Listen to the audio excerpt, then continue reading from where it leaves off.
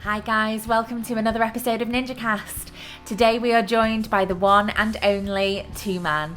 This legendary duo in Erica and Lanny are constantly questioning their why, always striving for excellence, and we're about to hear from two of the very best, most well-known photographers that inspire so many people around the world. I'm really excited, so let's get going. Thank you so much for joining me. Thank you for putting the time aside and coming to chat with me. I'm mega excited. So how are you guys? How's things in the industry for you at the moment? How's your experience of this crazy time been? Yeah. Well, we are actually very good.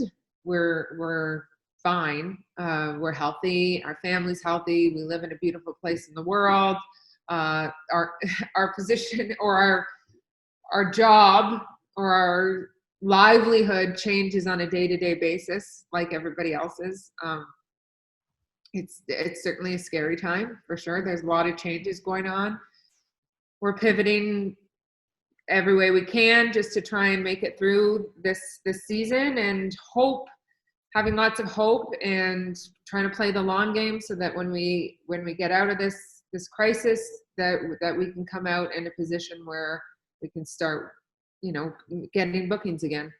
Absolutely. I think it's the same for so many photographers out there at the moment, isn't it? It's such a uncertain, crazy time that we've never experienced before.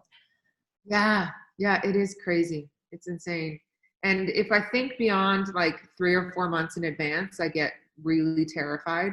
So at this point, we're just taking it at 3 or 4 month chunks at a time. Okay, what are we going to do for these 3 months? And then once we get through those 3, we'll look ahead. But we're not, in terms of the future, we're really just trying to play the long game and keep our what would you call it, our brand recognizable.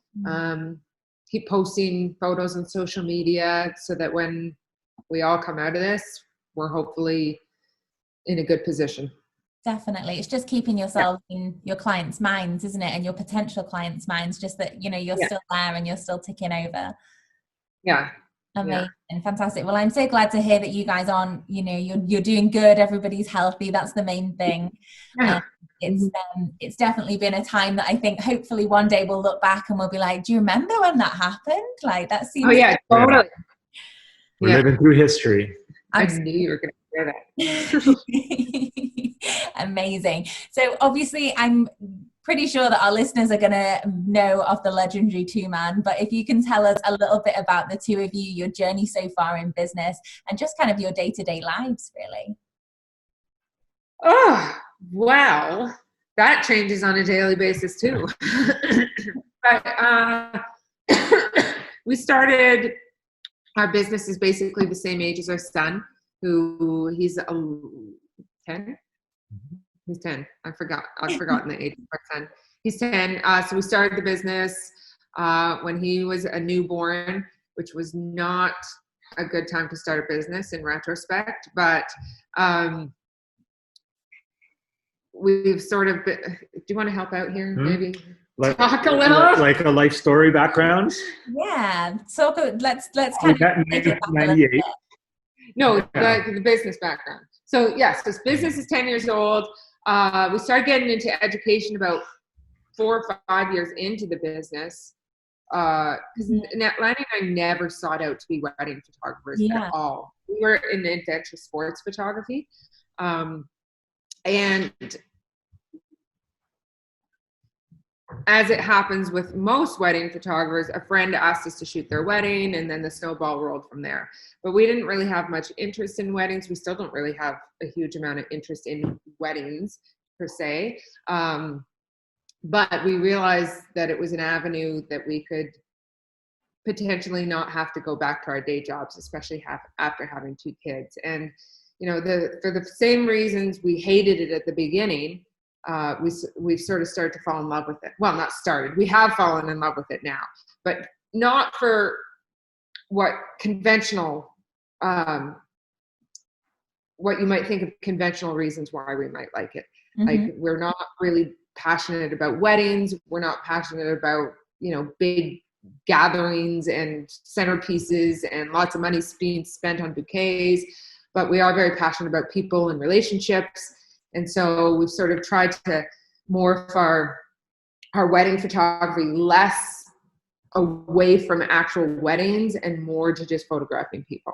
Absolutely. So there's a big emphasis for you guys on documenting the people and their emotion rather than necessarily the things around them, the materialistic aspects. Yeah, exactly. Or the pageantry, right? Yeah, absolutely. The deeper stuff. Yeah.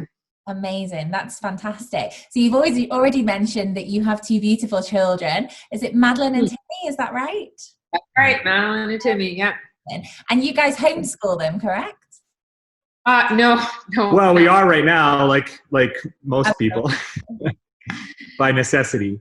Yeah. But we were pretty fortunate. We got to spend 3 years traveling with the kids all over the world, and so during that time we were homeschooling, which means we were doing the bare minimum. School of travel, school of life, and Madeline did grade 4, 5, and 6 on the road, and Timmy did grade 1, 2, and 3. 1, 2, and 3. Mm-hmm. So at those grade levels, it really wasn't much in terms of like the academics. Like an hour a day tops. We would make sure they read. They would write in their journals every day while we were traveling. And they would stay on top of the math. We made sure that up to curriculum on that sort of thing. But everything else was just experience. But basically, that's incredible. Yeah, we were extremely lucky. We happened to be in a position at a time when our kids were the right age, and we realized that we had all these work opportunities all over the world, and so we decided, well, why don't we try to make it so that we can bring the kids with us and just connect all those dots and do like a around the world adventure type thing.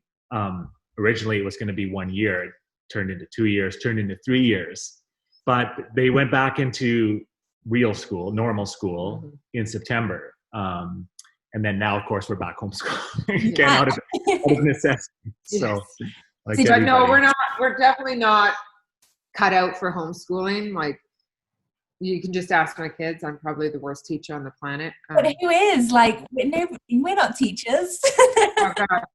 I'm so bad. We're not cut out for it. It's not. It was simply came out of really just wanting to bring them with us on our travels and realizing the dream of the opportunity we had and taking advantage of it. Yeah. Even if we were teachers, right? There's a different dynamic when it's your parent, when it's your mom or your dad, right? It's it's tricky. It's tricky for sure. I bet the kids will have such incredible memories from that though. Like, there's not a lot of children in the world that can say, we went traveling with mum and dad for 3 years, schooled on the road and saw all these incredible places. Yeah, they certainly do, but they don't see it out of the norm. It's very interesting for me to see what they remember. Like, when we went to India and we saw the Taj Mahal and, stuff that's sort of very ingrained in my memory. Like, they remember playing in the hotel pool, or they remember this imaginary game they played where Timmy was a unicorn and Madeline was a mermaid. They don't remember. I was just corrected. A sea turtle, not a unicorn. Madeline was a mermaid. Timmy was a sea turtle. That's an That's the sort of stuff they remember, right? But it was kind of there, which is fascinating. Yeah, but it was also kind of there. It became their norm. For 3 years, that's kind of what they knew. They were used to living out of a suitcase. They were used to flying into new countries all the time, and so people would often ask them about how incredible or novel it is. But for them, it was just their norm. Yeah. And actually, when we were home, when we'd come touch base in between trips, that was the novelty for them, when they had their own space, when they got to reconnect with their friends, right? So yeah, it's interesting. Yeah, we're all really enjoying being home right now, to be honest. It's nice great. To kind of settle, isn't it, and just reconnect with the family. And I personally, like, my husband and I, like, ships in the night sometimes. We can just not see each other for days because of work, so it's amazing just to kind of have that time to sit and just be together again.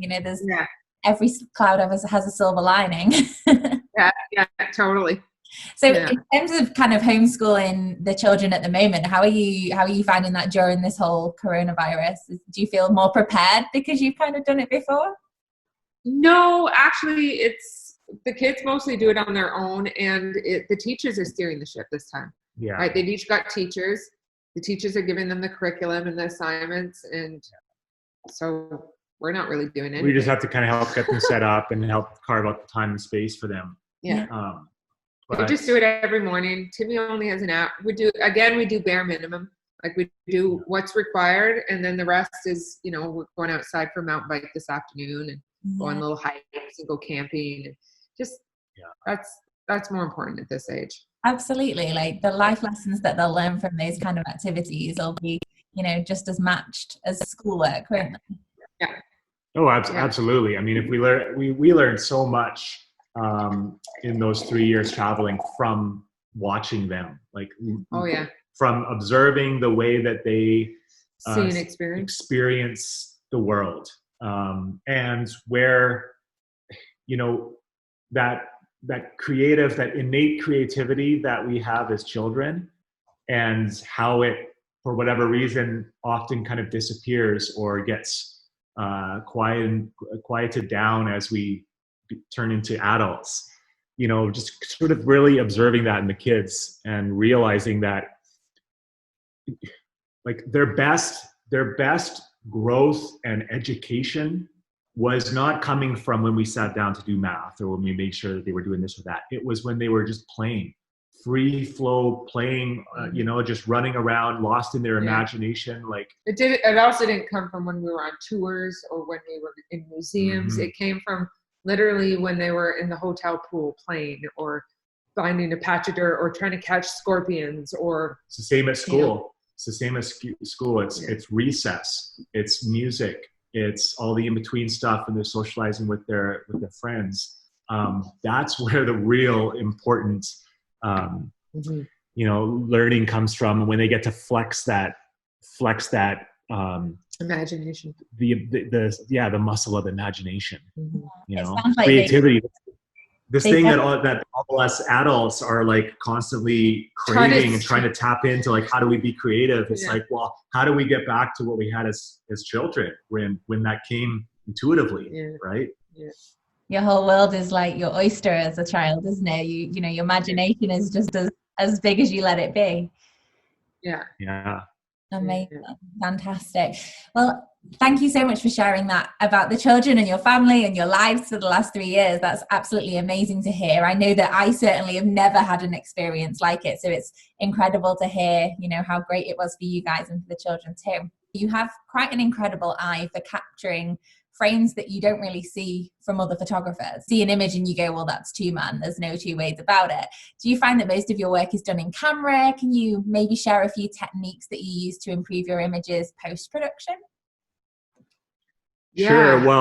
Well, first of all, I'd say that actually, if we think about it, most of the work isn't done in camera or in post-production, neither. Most of the work, honestly, is done before camera. It's done it's essentially the imagery is created at first in here, heart, head, the way that we think, our the sum total of all our life experiences. That's what shapes the way that we see the world, right? So that's where most of the work is done.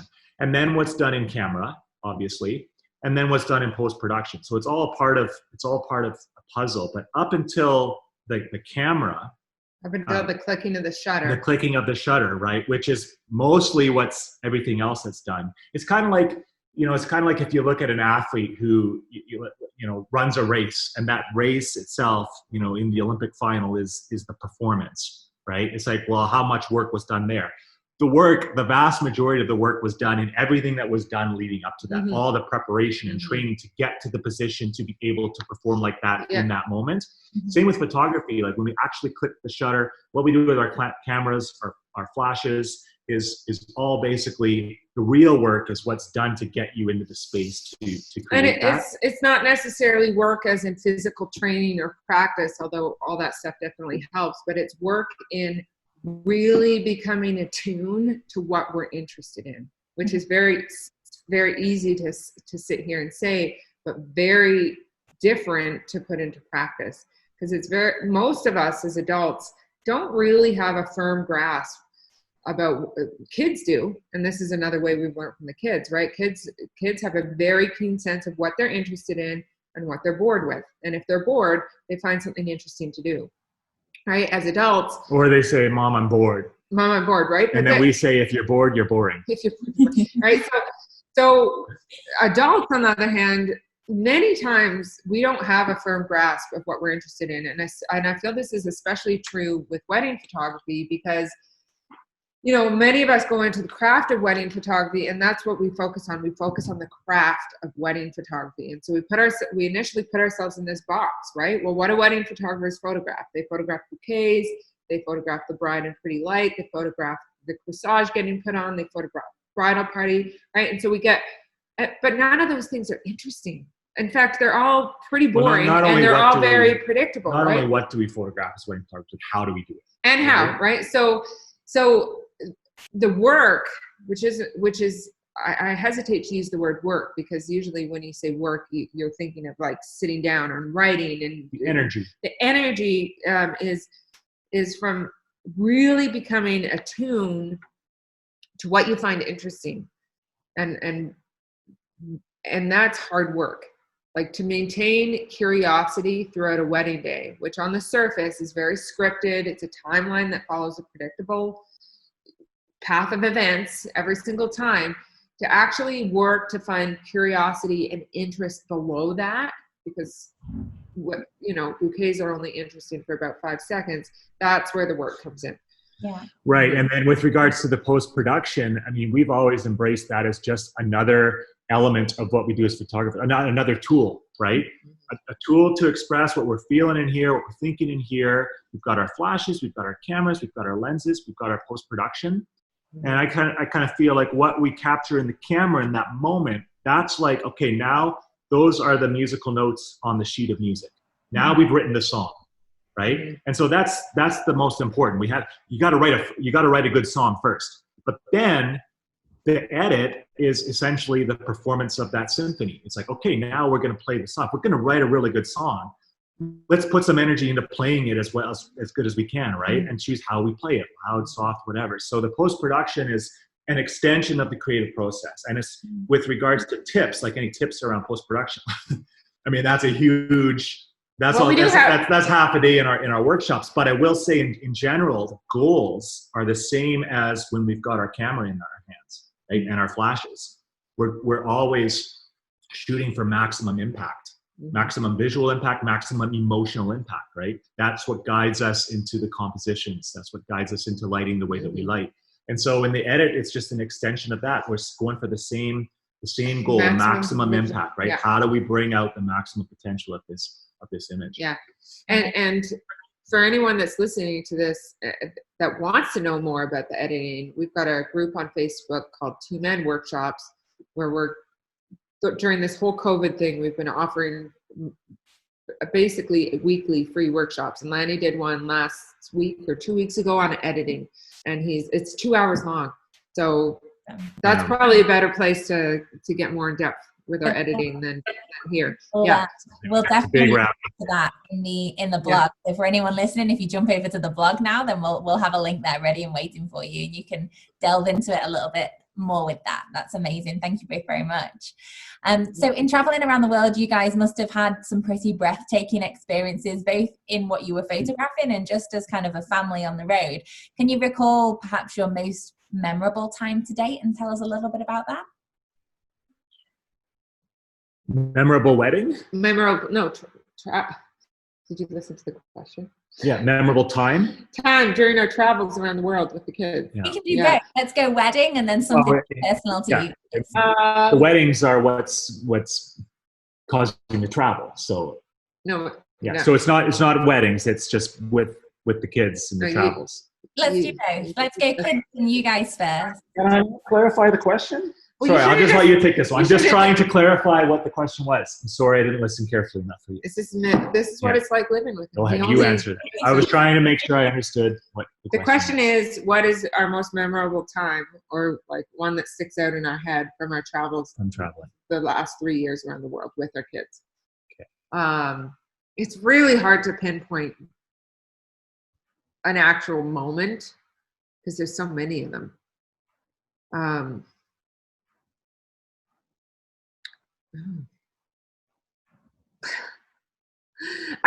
I literally can't pinpoint one moment.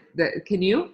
As the most, no. I can think of hundreds of moments come to mind, but it's kind of like, look back at your life and what's the most. It's such a big, expansive period of our lives, and such varied, experiences and geographical locations. Yeah. Let's go for a wedding then. Perhaps, was there a wedding that you shot on your travels that was particularly incredible for you guys? Do you still walk into weddings and have that, oh my God, I'm shooting this moment? Or does it kind of seem like day to day to you now? It definitely doesn't seem day to day, but this answer might be not quite what you were expecting. But I would say one of my favorite weddings. I mean, I like all the weddings for different reasons, because you can't even compare them. But I'd say one of my favorite experiences as a wedding photographer in the last couple of years was photographing this one wedding. It was just down the street from our house, 2-hour drive, but still close to home. Down the street.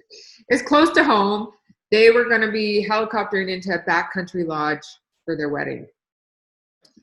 It snowed on the day of their wedding, even though it was September. So it wasn't supposed to snow. Snowed. They couldn't fly into the backcountry lodge. It did snow, but it was snowing up high. There wasn't enough visibility. What are you talking about? It didn't snow. There was 3 feet of snow up at the backcountry lodge. They showed us pictures. The guys were up there. Oh, back there, yeah, but not where we were, not where they were. Okay. Yeah. Sorry. Okay. I just want to make sure we're talking about the same wedding. The wedding where it rained. Yeah. Yeah, and it snowed up high. Okay. Where they were going to get married. Anyways, long story short is their entire wedding basically got canceled. So they couldn't fly up to the lodge. That's where they had their food. That's where they were all going to sleep for the night. It was a small wedding. It was only about 10 people. They ended up. If you want to go look at if anyone wants to go and look at the photos while listening to the story, it's Zach and Dee. Zach and Dee, yeah. Dee and Zach. If you search Dee and Zach on our blog, you can see the wedding. So, and they didn't have a backup plan. Basically, they got married in a parking lot. They managed to find a rental house where all their family got together. They rented and they ordered pizza and they had beer. And it was nothing like they ever thought their wedding would be like. They had pizza and beer. They had a Dairy Queen cake with their name spelt wrong on it. And it snowed and rained their entire wedding day. And that, to me, especially when we delivered the photos, was probably one of my most favorite experiences as a wedding photographer, because there obviously when everything was over, there was a bit of a letdown for the bride and groom. They're like, because they didn't get a refund. They paid $30,000 to be up at this backcountry lodge. They didn't get there. They didn't have mountain vistas. They didn't have the prime rib dinner that they planned to have. But when we delivered their photos, it essentially changed their memories of the day. It changed their memories to the point where they realized they had all the ingredients necessary. They had their friends, and they had their family, and they had each other, which was all they needed. Yeah. And the groom, the bride said he's never cried, but he cried for 4 hours straight after that slideshow. He didn't cry at the wedding. Yeah. But once we delivered that slideshow, a couple months later, and that was 2 months of kind of disappointment, right? Like thinking about what could have been, right? The wedding they were hoping for ended up being this. And then the slideshow, the photos. And they're not epic photos. Changed his memories. He saw the photos and was like, he realized, wow, that's all I needed. Our wedding was perfect. It had everything we needed, right? It had our friends, our loved ones, my family. And so that was pretty cool. But but in terms of, do we walk into weddings? Is it just like every? Just before we go into that, I want to say too, because I want to stay on this wedding. Like those photos are not by far not what I think is our best work. Mm-hmm. Like I don't, it was cloudy. The light was shit. We were in this dark rental house that had, like, the photos were. When she says our best work, she means the ones that are going to be, winning awards or anything like that. Necessarily appreciated by other strangers. Yes. Right. Yeah. But I feel it was great work. We did great work in terms of the lighting and stuff like that, it's nowhere near what the lighting is in our other weddings. It's nowhere, like, it was all dark and dingy. Yeah. And so but it didn't matter because the photos had the same impact or had more of an impact. Yeah. That's what I'm having. Anyways, it sounds like they've your photos brought the couple kind of back down to earth a little bit afterwards, and all this extravagance that they thought they needed, actually that wasn't important anymore. Well, and it wouldn't have been extravagance anyways for them. I mean, it was a backcountry wedding in the mountains, right? They're rugged people. But it wasn't the experience that they had been expecting. Yeah. So it was quite different. And generally speaking, when things go wrong at weddings, Erica and I get excited because, okay, now it's interesting. Now it's a story to tell. Now here's what they're going to remember. Yeah. Like it or not, this is what's going to be memorable from their wedding. And that's when we step on the gas. Yeah. But we don't ever feel like, oh, here we go again, walking into a wedding. First of all, we only shoot 10 to 15 weddings per year. So every wedding for us is like an art project. We're going in like full on. But also and we're never also in like feeling like, oh, wow, I get to shoot this because that's all just the surface pageantry. It really, I could care less how incredible it is with the venue or the location and all that stuff. What it comes down to for us, that what gets us fired up and excited and saying, oh, wow, we get to shoot this, is the people and the moments that they're having. The energy, the energy and the relationships and the vibe. And often that's not in some faraway tropical location. Mm-hmm. Sometimes it is. Other times it's literally just right here at home. Because this one was in a parking lot, for example, right? Yeah. Like I'd much rather shoot in a basement, like a crappy lit basement of expressive people that have this, so much connection and so many moments, than in a 5-star resort with perfect lighting. Where it's about the pageantry, yeah. Right? And then in those weddings, we have to work harder. We find we have to dig deeper to see below the pageantry, right? Because there's always interesting things underneath all of that that can be difficult to find when you're so distracted by all the glitz and glam. Do you guys feel you've had to kind of train your creative eye to look for those moments, or what's your thought process when you're in a wedding? Are you kind of going, well, I'm looking for particular things out of people here, or do you just find that you just connect with people? So first, no, because this is a perfect spot for this. To talk about looking into it. Okay, yeah, that's my thing. I'm wording it that way. All right. You take it. No, we don't look for things. If we look for things, we put ourselves in a box. We're like, this is how the wedding should be. I should be able to find A, B, and C. We're expecting something. We have expectations. So we try not to look. This is much easier to sit here and say than to put into practice. But we try not to look, and we try to observe. Right? Observe what actually is. Right? Because if we put our mental bandwidth into looking, it takes energy away from observing. And observing is, their reality is really, really interesting. You just have to see below the pageantry to see it. Mm-hmm. So I would say, like, it's more than training our creative eye to seeing it or finding it. It's more been learning to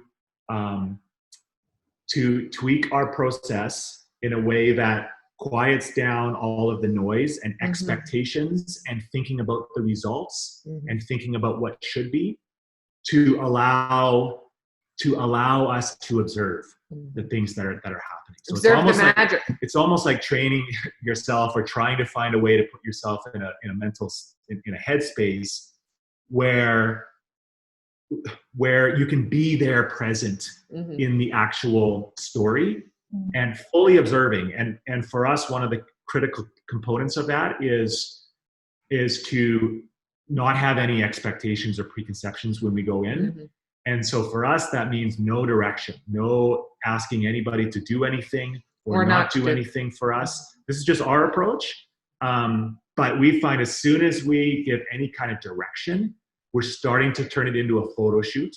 Mm-hmm. And we're starting to use up mental bandwidth to direct things to fit the way we think they should, rather than just 100% of our attention into anticipating and observing. Right? Observing what is, yeah. And it's not an easy task. It's not like, oh, we'll just sit here, observe, and all this stuff will pop out of us. It isn't that. Like sometimes it's very, very boring. Like, there's hours of boredom at a wedding. But that's when we have to search and look and observe, or well, not look, search and observe with that much more curiosity. Yeah, and it is what it is, right? If it's boring, it's boring. We can try to capture that. I mean, we can.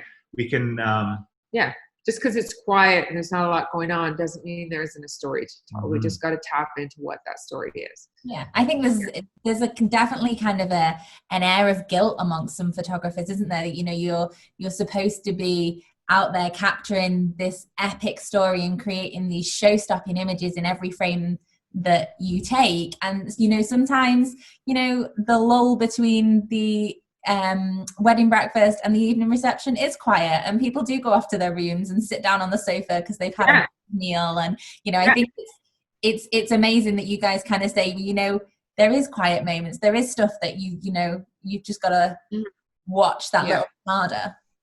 Yeah, and all those moments are like pregnant with potential.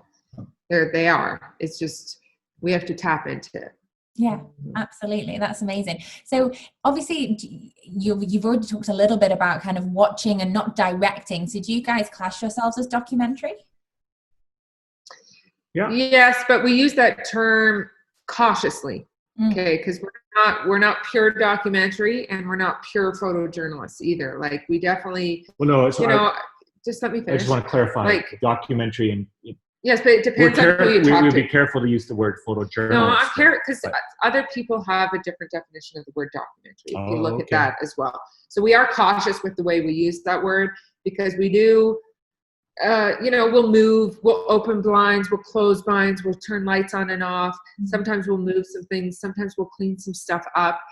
We basically, and the odd time, and I mean the very odd time, we might, if we see something that the potential is something that exists and we realize if we step in, it's not going to intervene in the moment whatsoever, we might direct something. So we're not pure on any end of the spectrum. There's no we rules. Don't follow any rules, but I would say our approach is more documentary in nature. and we play two very different games at weddings. We play the documentary game, which is the vast majority of the day where we just react to reality, document what's actually happening as best we can, and then we make portraits. So when we're making portraits, we are way over there, right? Yeah. We're directing everything, and we're giving them, telling them exactly where to go and what to do. So it's two very different things. Yeah.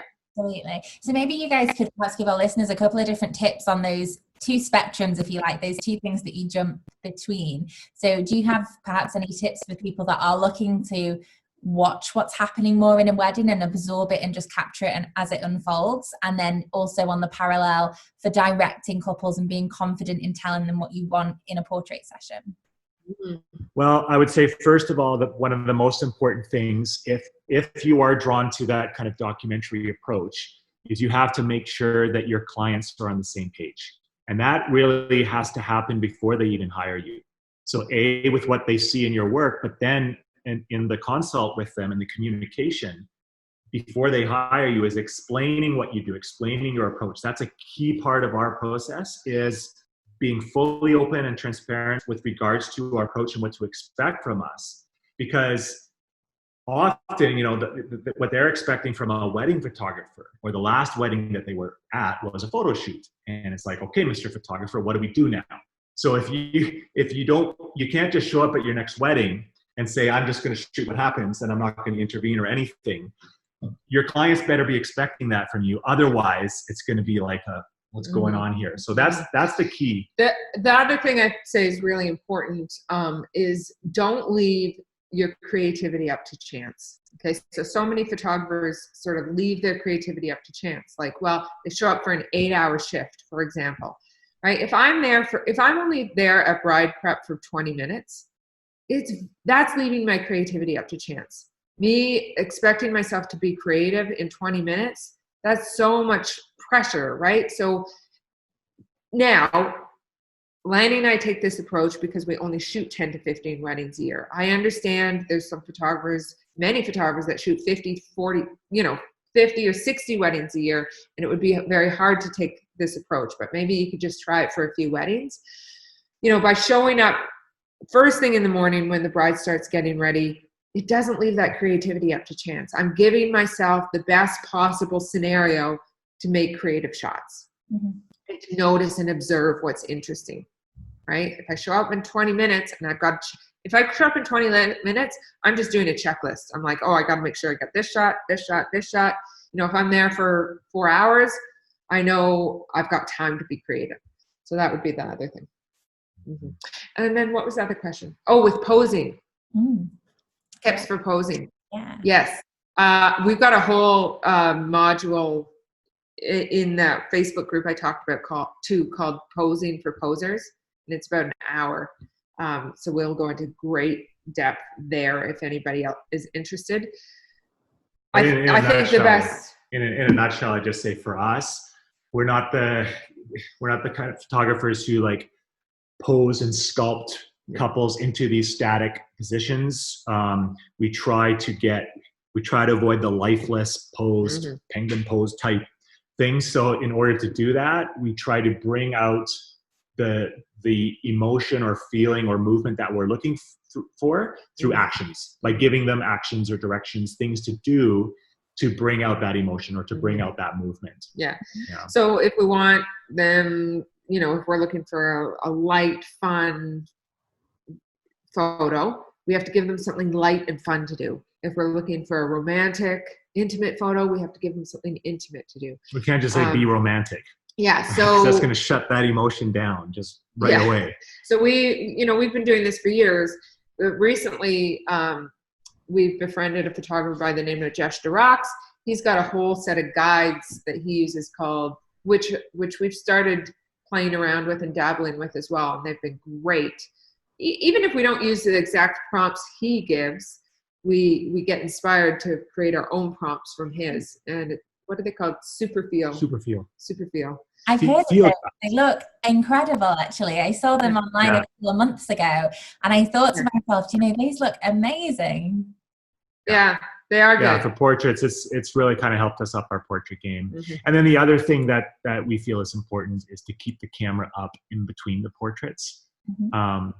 And especially if you do have a partner or a second shooter that you're working with, if most of our favorite portraits were captured in the moments in between the portraits. When they're moving from one pose to another, or they're heading up to the location we've asked them to go, or coming back down, that's when we can get something unexpected in, some authentic movement. And also just from observing, I'm always in between those portraits, the more staged ones or the more posed ones, I'm observing what they do when they're just standing with each other without us photographing. Mm-hmm. And often they'll go into a really comfortable position. Someone will put an arm around someone, and we'll observe that and notice it and then bring it into the portrait, the next one. Yeah. So kind of using their own body cues to help them kind of. Yeah, sure. Amazing. Fantastic. There's some great tips. Thank you very much. So we're going to move now on to more of kind of standout moments of your career, if that's okay. So are there any top moments that you think are pinnacle in your career to date? Well, I'm going to go. Sure. Well, listen in on this, Erica, because this is more kind of, this is, looking back, like maybe a bit of a pivotal type moment, or maybe might be considered like a high achievement, but maybe for not for the reasons you would be expecting. 2014 and 2015, I think.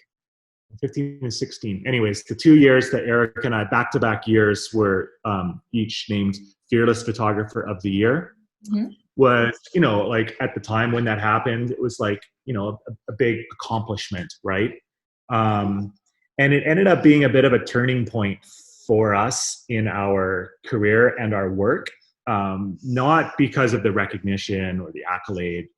It was more of a bit of a existential type reflective moment in our career where it's like, okay, well, A, what now?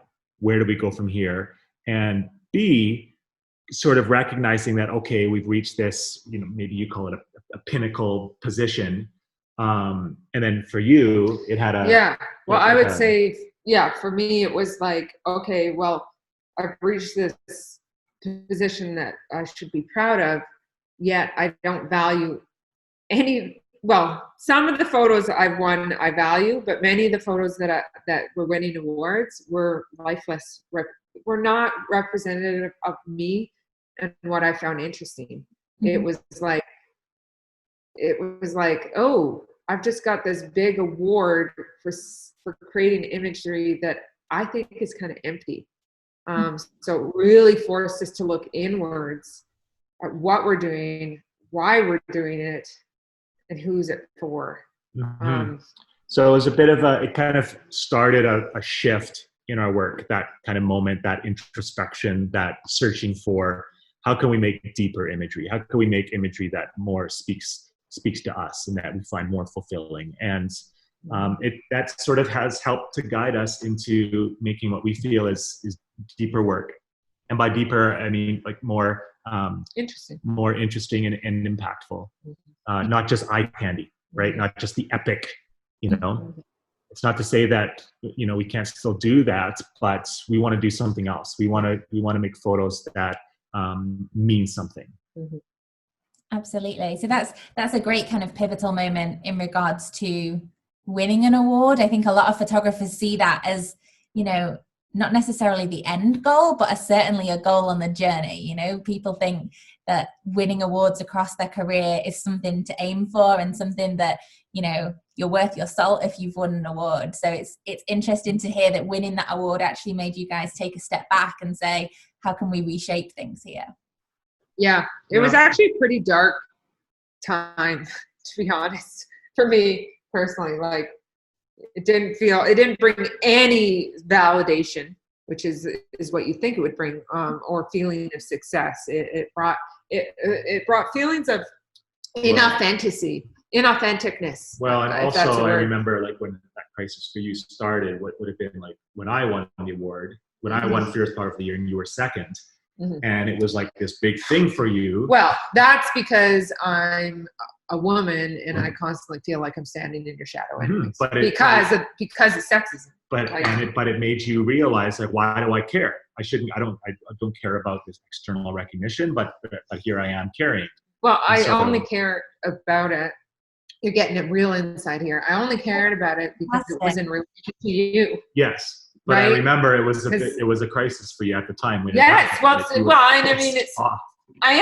I still get pissed off. I get pissed off every day when I look at Instagram and the messages are, "Hello, sir. How did you take that photo, sir?" Like, that is a constant thing that pisses me off in the industry. Is that it pisses me off too. It pisses me off too. Yeah. Not as much because you don't have to internalize it, right? But that's stress. The fact that many people, like hundreds of thousands of people, men and women across all different countries around the world, assume Lanny's the primary shooter and I'm just an assistant, and that's just us fighting against hundreds of years of patriarchy. I think the wedding photography in times gone by was more male dominated, wasn't it? And, a lot of women photographers have now come into the industry and been like, we're here, we're present, we're smashing it. So I think and it's been male dominant for a long, long time. Yeah. But this is the interesting thing is, and if you look across any industries, this is the case. The people that are represented at the top are always males. Like even in makeup artistry, which is 99% female, right? The people represented at the top, like doing the celebrities and, you know, are males, and hairdressers and florists. And so it's not just it's across all industries, right? But absolutely, yeah. Definitely.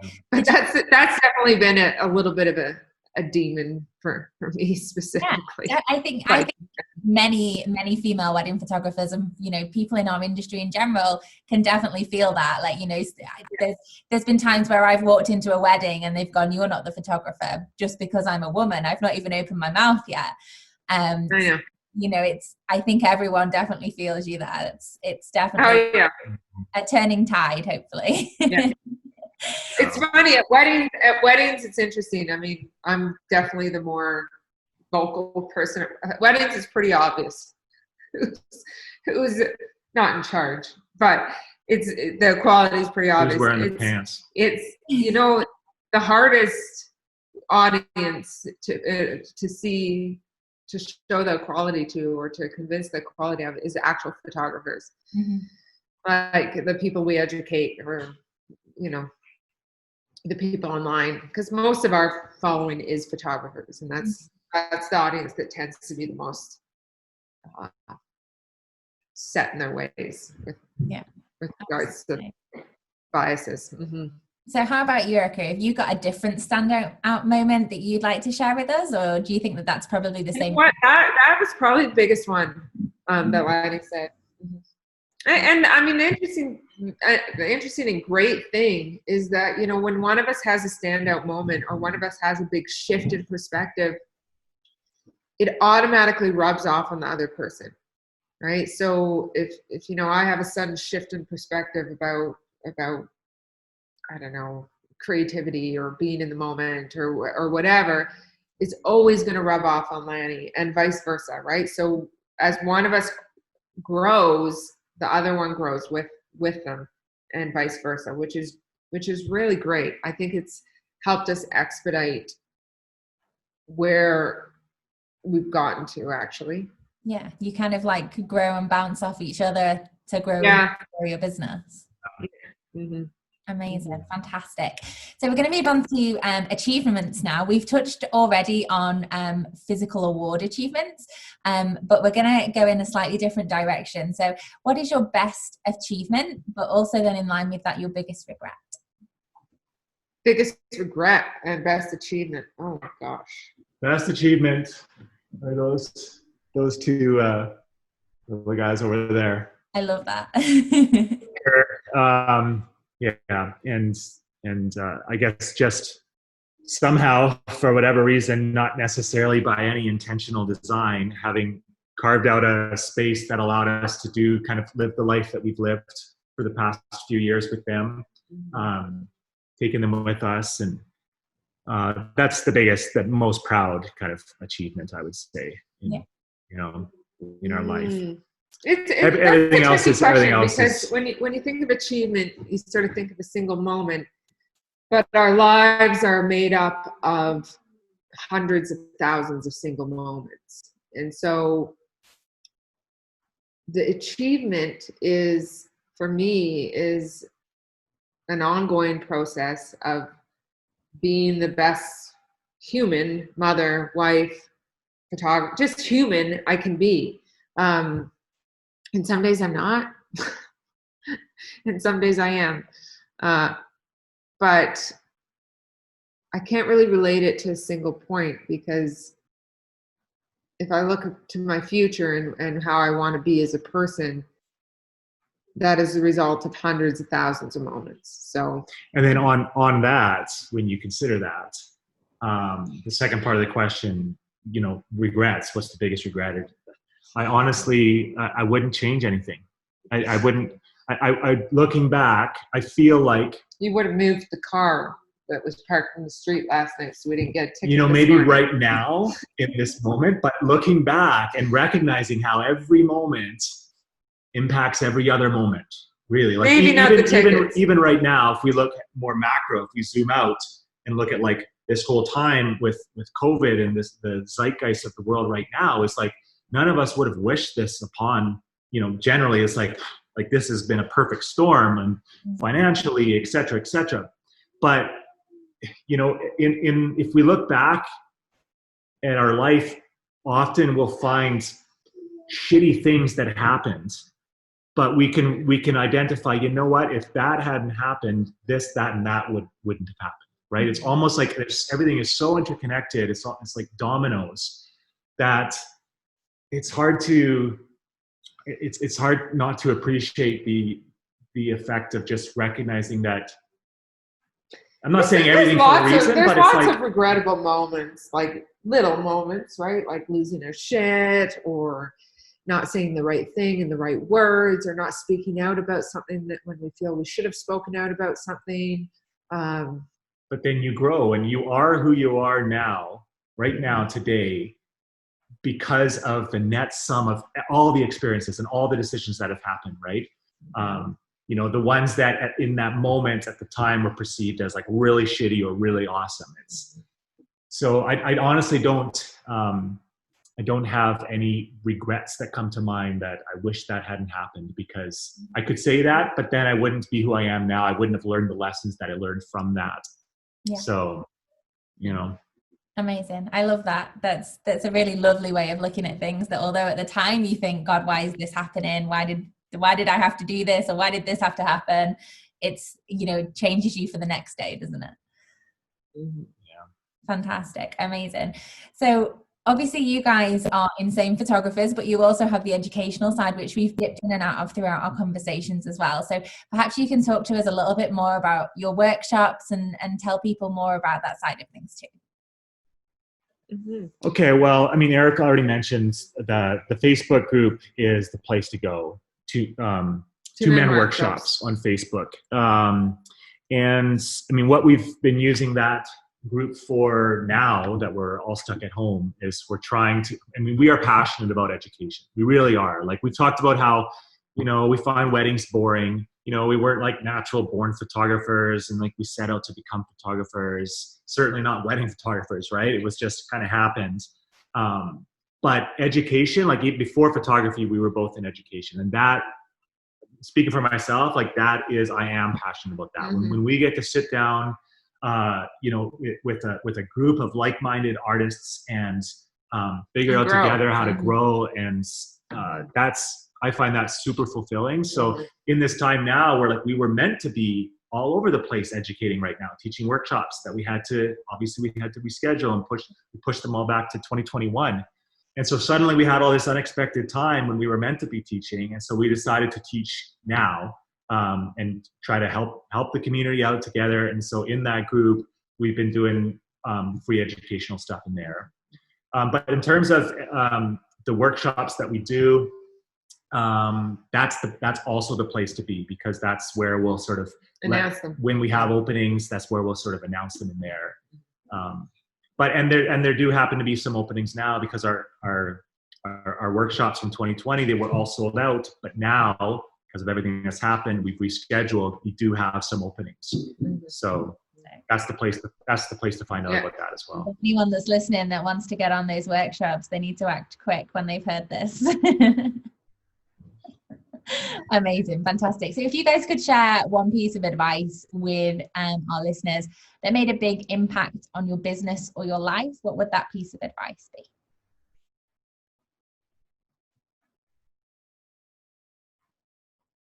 Well, a piece of advice that we often share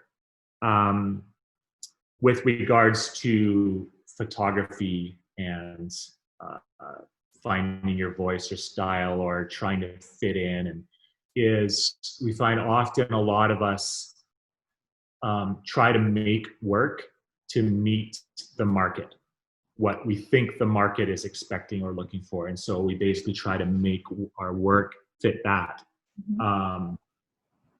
We've found that when we deviate from that and just focus on making the work that speaks to us, we create our own market. Yeah. And right? that's basically what artists do. Yeah. Right? That's what imagination does. That's what art does. It creates a market based on your work.